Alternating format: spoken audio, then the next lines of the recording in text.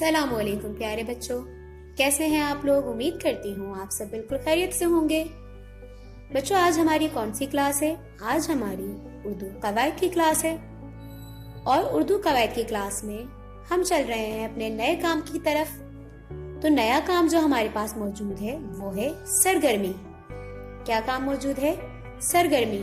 और वो सरगर्मी किसके हवाले से है? वाहिद और जमा।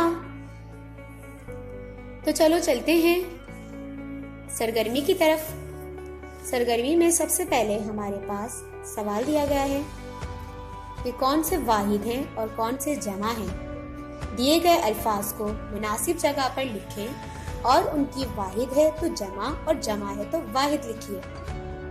तो आपको यहाँ पे कुछ अल्फाज दिए गए हैं। इन अल्फाज को हमें क्या करना है?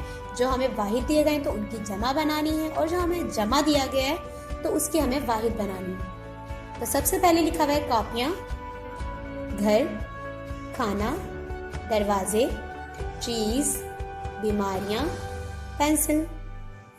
तो अब हमें इन्हें वाहिद को वाहिद में लिखना है और जमा को जमा में लिखना है, और उसकी वाहिद की जमा बनानी है और जमा की वाहिद बनानी है। तो सबसे पहले हमारे पास कॉपियां थी, तो कॉपियों का जो है वो हमारे जमा है तो हमने जमा में लिख दिया, और इसकी वाहिद क्या होगी? कॉपी।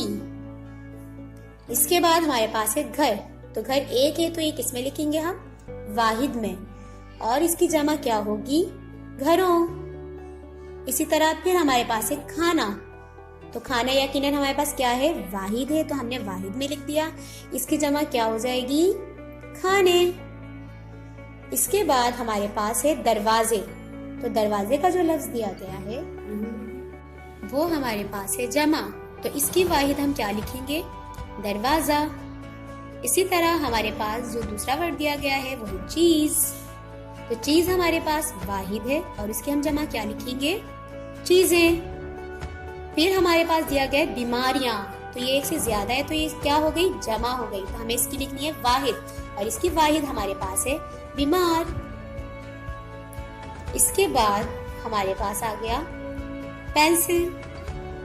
तो पेंसिल हमारे पास वाहिद है और वाहिद की हम लिखेंगे पेंसिलें। तो बच्चों, आज की क्लास में इतना ही। उम्मीद करती हूँ आपको वाहिद और जमा बहुत अच्छे से समझ आ गई होंगी। ये वाहिद का मतलब होता है एक और जमा का मतलब होता है एक से ज्यादा। तो मिलते हैं इंशाल्लाह हम अपनी अगली क्लास में। तब तक के लिए अपना बहुत ख्याल रखिएगा। अल्लाह हाफिज।